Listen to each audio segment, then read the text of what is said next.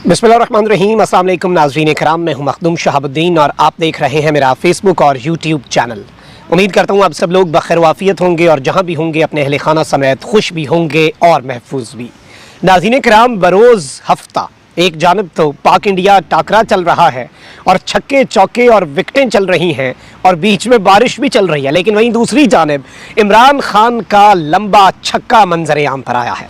और जो वीडियो इस वक्त मंजर आम पर आ चुकी है, जो आपके सामने रखनी है, उससे इमरान खान के खिलाफ लॉन्च किया गया सबसे बड़ा मंसूबा चंद घंटों में ही नाकाम हुआ है। और अल्लाह अल हक है, इमरान खान के खिलाफ इससे पहले भी जो कुछ किया गया, पिछले 1.5-2 साल से जो कुछ भी किया जा रहा है, वो इनका उल्टे गले पड़ता है और उल्टा इनके गले पड़ के इन्हीं की ये बेसिकली इसमें सुबकी होती है और इमरान खान सुरखरू होता है। इस हवाले से बड़ी अहम तरीन तफसीलात हैं और ये इल्ज़ाम चूंकि एक मरतबा फिर इमरान खान के ऊपर जो लगवाया जा रहा है वो मजहब, इससे पहले जो कातिलाना हमला हुआ था वो मजहब को बीच में इन्वॉल्व किया गया था, ये याद रखिएगा। तो अब दोबारा उसी तर्ज का एक खेल जो है वो खेला जा रहा है और ये आग का खेल है। इसके साथ ही साथ इलेक्शन की तारीख जो है मुमकिन वो भी सामने आ चुकी है। इलेक्शन कमीशन इस वक्त क्या सोच रहा है, जबकि फवाद चौधरी जो है उनकी दोबारा गिरफ्तारी के हवाले से भी कुछ इत्तलात हैं। ये सारी की सारी डेवलपमेंट्स आपके सामने रखनी है, लेकिन अभी अगर अभी तक आपने वीडियो को लाइक नहीं किया तो लाइक ज़रूर कर लें। और हमारा टारगेट है 1.5 मिलियन सब्सक्राइबर्स का, तो चैनल को जिन लोगों ने सब्सक्राइब नहीं किया वो ज़रूर सब्सक्राइब कर लें। सबसे पहले इमरान खान साहब की दरखास्त ज़मानत की कार्रवाई आपके सामने रख देता हूं, क्योंकि ये समात भी बड़ी अहम है। साइफर केस में गिरफ्तार चेयरमैन पाकिस्तान तहरीक इंसाफ की दरखास्त जमानत पर समात 4 सितंबर तक मुलतवी कर दी गई। साइफर केस में चेयरमैन पीटीआई की दरखास्त जमानत पर समात स्पेशल सीक्रेट कोर्ट के जज अबुल हसनात जुल्करनैन ने की और ये इन कैमरा समात हुई। जराये के मुताबिक चेयरमैन पीटीआई के वकील बाबर अवान और सलमान सफदर ने दरखास्त जमानत पर दलाइल दिए और सलमान सफदर का कहना था कि चेयरमैन पीटीआई के वकला के लिए अटक जेल में रुकावट पैदा ना की जाए। अटक जेल जब भी गए तो वो वकला को 1.5 किलोमीटर पैदल चलाते हैं और अटक जेल में ट्रायल के खिलाफ दरखास्त दायर है। दौरान समात शाह महमूद कुरैशी के वकील अली बुखारी भी अदालत में पेश हुए और कहा कि अपने मुवक्किल की दरखास्त जमानत पर दलाइल आज ही देना चाहता हूं। जराये का बताना है कि चेयरमैन पीटीआई के वकला की जानिब से दरखास्त जमानत पर दलाइल सुनने की इस्तदा की गई, जबकि स्पेशल प्रोसिक्यूटर FIA की जानिब से आज चेयरमैन पीटीआई की दरखास्त जमानत पर दलाइल सुनने की मुखालफत की गई और उन्होंने कहा कि नहीं, आज आप ये दलाइल सुने ही ना। पता नहीं अब FIA को इसमें क्या है कि आज ये दलाइल आपने नहीं सुनने। जराये के मुताबिक स्पेशल प्रोसिक्यूटर FIA ने पीटीआई की लीगल टीम की जानिब से इस्लामाबाद हाई कोर्ट में दायर दरखास्तों पर एतराजात उठाते हुए कहा कि दरखास्त जमानत पर समात मुलतवी कर दी जाए, ये हमारी इस्तदा है। जराये का बताना है कि दौरान समात FIA प्रोसिक्यूटर का कहना था कि चेयरमैन पीटीआई ने इस अदालत से मुतल्लिक हाईकोर्ट में दरखास्तें दायर कर रखी हैं, जबकि चेयरमैन पीटीआई के वकील इंतजार पंजौता का कहना था कि हम हाईकोर्ट से दरखास्तें वापस ले लेते हैं। दरखास्त जमानत के मामले पर हाईकोर्ट ने स्टे नहीं दिया। FIA प्रोसिक्यूटर ने कहा कि केस की समात मुलतवी हो चुकी है, अब कुछ नहीं हो सकता। जराये के मुताबिक फरीकैन के दलाइल सुनने के बाद स्पेशल सीक्रेट कोर्ट के जज ने चेयरमैन पीटीआई की दरखास्त जमानत पर समात 4 सितंबर तक मुलतवी कर दी। और इमरान खान साहब ऑलरेडी आपको पता है कि इस वक्त जुडिशल रिमांड पर हैं, पहले भी जुडिशल रिमांड पर थे और दोबारा अब इमरान खान साहब को 14 रोजा जुडिशल रिमांड है, उस पर अटक जेल के अंदर कैद किया गया है ऑफिशियल सीक्रेट एक्ट के तहत। अब यहाँ पर एक जानिब ये सारी की सारी चीजें हो रही हैं इमरान खान साहब के खिलाफ, वहीं कुछ और पॉलिटिकल हैपनिंग्स भी हैं। गुज़श्ता रोज chief election commissioner Sikandar Sultan Raja की ज़ेरे सदारत इलेक्शन कमीशन ऑफ पाकिस्तान के अहम इजलास में हल्का बंदियों का दौरानिया मुख्तसर कर दिया गया है और गालिबन ये अब दिखाना चाह रहे हैं और ये साबित करना चाह रहे हैं कि जी हम जल्द अज जल्द इंतखाबात चाहते हैं। अब ये हाथी के दांत हैं, खाने के कुछ हैं, दिखाने के कुछ हैं, इस पर कुछ नहीं कहा जा सकता, आने वाला वक्त बताएगा। लेकिन अब ये कह रहे हैं कि जी हल्का बंदियों की हतमी अशात अब 30 नवंबर को मुकम्मल होगी। दूसरी जानिब इलेक्शन की तैयारियों से मुतल्लिक मुशावरत के लिए इलेक्शन कमीशन की सियासी जमातों से मुलाकातों का सिलसिला जारी है। चीफ इलेक्शन कमिश्नर ने कहा कि इलेक्शन कमीशन इन तजावीज़ को कदर की निगाह से देखता है और उन पर आइन और कानून के मुताबिक फैसला करेगा।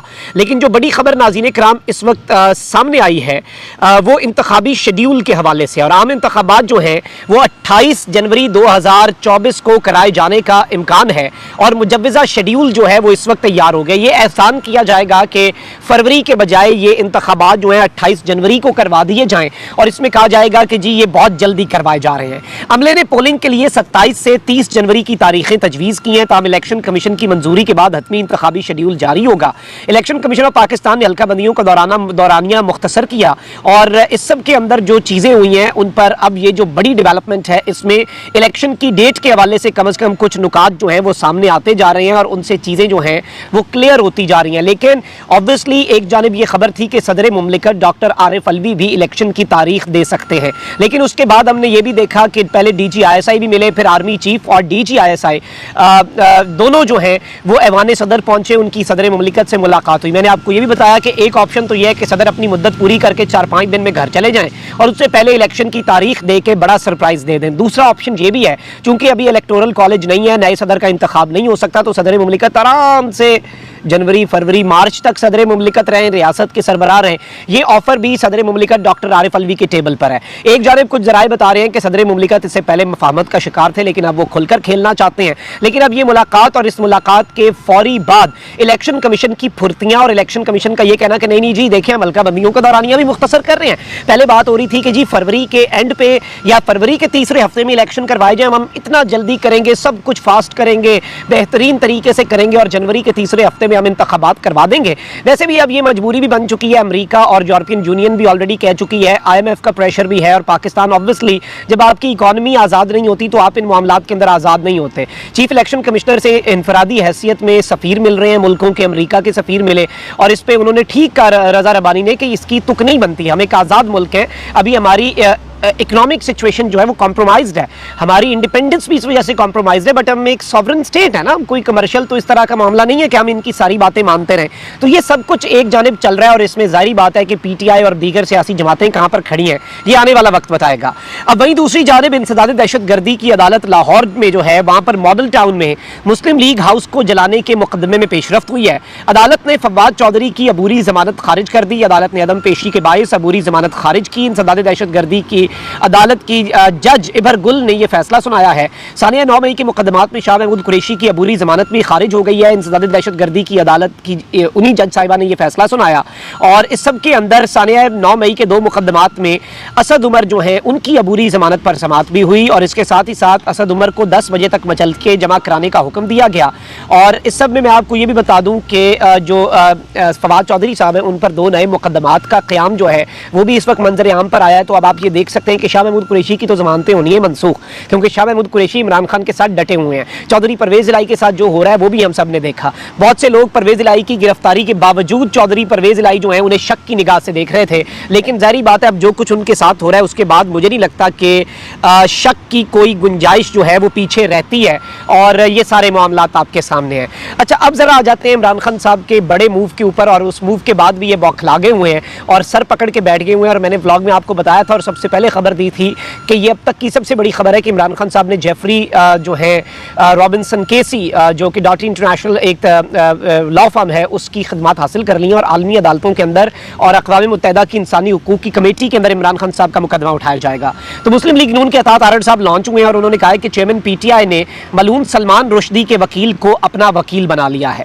अच्छा, लाहौर में प्रेस कॉन्फ्रेंस करते हुए अतात आरड़ ने कहा कि चेयरमैन PTI की आलमी अदालतों में नुमाइंदगी के लिए बैरिस्टर जेफरी रॉबिन्सन को हायर किया गया। ये वही वकील है जो मलूम सलमान रुश्दी का वकील भी रहा। सियासत बचाने के लिए आपने तमाम हदें पार कर दी, बहुत बड़ा जुर्म कर दिया इमरान खान ने। मलूम सलमान रुश्दी पाकिस्तान के मेन स्ट्रीम मीडिया के ऊपर GOB से दिखा रहा है, तज्जिए भी हो रहे हैं, सब कुछ हो रहा है। सारे TV चैनल्स को जो डायरेक्शंस दी गई हैं उनके मुताबिक सारे TV चैनल्स बेहतरीन अंदाज में उन डायरेक्शंस पर अमल दरामद कर रहे हैं।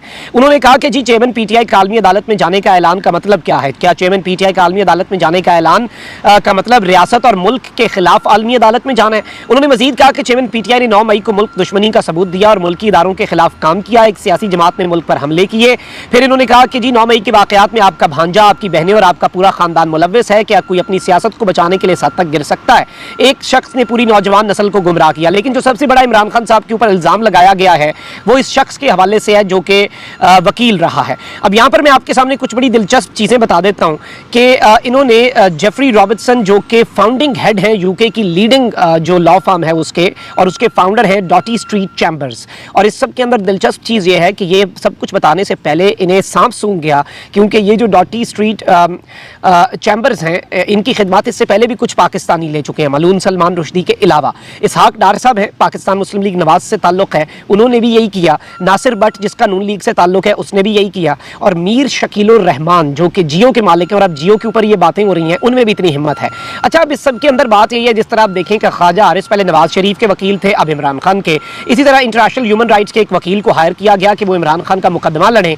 और इससे क्या फ़र्क पड़ता है, आप जिसे मर्जी वकील कर लें और ये सारी चीज़ें होती हैं। और इसमें इस चीज़ से ये तो कोई नहीं इस्टेब्लिश होता कि इसमें इमरान खान साहब जो हैं उनका, या इसमें कोई वो सलमान रुश्दी। और इसमें वैसे एक बड़ा दिलचस्प क्लिप मेरे पास मौजूद है जो मैं आपको सुनवाना चाहता हूँ, जिससे इनका पूरा प्रोपेगेंडा वैसे ही उड़ के रह जाता है और इमरान खान की सलमान रुश्दी के हवाले से क्या सोच है। ये क्लिप इनके मुंह पर तमाचा है जो इमरान खान के खिलाफ एक दफ़ा फिर मजहब कार्ड खेलने की घिनौनी, भोंडी और गंदी कोशिश कर रहे हैं। फिर मैं पीटीआई का ऑफिशियल रिस्पॉन्स भी आपके सामने रखूंगा, लेकिन आप ये थोड़ा सा सुन लें हामिद मीर साहब के शोमे खान साहब क्या कह रहे हैं। दूसरों से डर के भाग गया, आप किसी कॉन्फ्रेंस में जाने वाले थे दिल्ली में, क्या चक्कर है? असल में इंडिया टुडे ने मुझे कीनोट स्पीकर बुलाया था, उन्होंने कॉन्फ्रेंस थी जो मेरी सैटरडे को जो कंक्लूजन थी मेरी कीनोट स्पीच थी। मैं जा नहीं रहा था क्योंकि वो बड़ी लंबी फ्लाइट थी, दुबई से पहुंचने के लिए मेरे पास टाइम नहीं था। तो मैं आखिर में उन्होंने कहा हम जहाज भेज देते हैं तुम्हारे लिए, मुझे बुलाने के लिए। तो मैं मान गया। तो मैंने सही तरह खैर हमने, क्योंकि मैं जा ही नहीं रहा था, पहले मैंने स्टडी नहीं की और कौन है। तो मैंने अखबार में मुझे कोई 3-4 दिन पहले खबर पड़ी कि सलमान रुश्दी भी आ रहे हैं। जब मुझे पता चला कि सलमान रुश्दी भी उस कॉन्फ्रेंस पे, हालांकि मेरे सेशन में नहीं थे, तो मैंने इन प्रोटेस्ट इसलिए मैंने निकल गया उस कॉन्फ्रेंस से कि मैं जी नाज़रीन इकराम, इमरान खान साहब एज अ प्रोटेस्ट उस कॉन्फ्रेंस से भी निकल गए जिसके लिए उनके लिए खुसूसी त्यारा भेजा गया आज से इतने साल कबल। तो ये वो चीज़ है, ज़ाहिरी बात है कि इसने भी ये सलमान रुश्दी वाला इनका प्रोपेगेंडा जो है वो उड़ा के रख दिया। और वैसे इन्हें शर्म आनी चाहिए इस चीज़ के ऊपर, तो मैं समझता हूँ कि शर्म से डूब मरें। अगर यही बच गया ना पीछे, तो फिर वैसे ही खान से सुलह कर लें, कैदी नंबर 804 के सामने सरेंडर कर दें, अगर यही बचा है पूरे निज़ाम के पास पीछे। और चेयरमैन पीटीआई पर गुस्ताखे नबी सलमान रुश्दी के वकील को अपनी वकालत के लिए मुकर्रर करने के इल्ज़ाम पर तहरीक इंसाफ ने अता तारड़ को जवाब देते हुए तरदीद कर दी है। और तर्जुमान ने कहा कि हमारी पार्टी एक गैर मुल्की कानूनी कंपनी से मुतल्लिक गुमराह कुन इत्तलात की तरदीद करती है। नायब चेयरमैन पीटीआई की जानिब से ऐसे मामलात हुए हैं और इस सब में जाहिर बात है कि इन्होंने इस सब के ऊपर अपनी मजम्मत भी कर दी है। और अता तारड़ साहब जो है उनका प्रोपेगेंडा वैसे ही दबड़दूस होकर रह गया। कमेंट सेक्शन में राय का इज़हार जरूर करें। अपना बहुत ख्याल रखें। अल्लाह निगहबान। पाकिस्तान जिंदाबाद।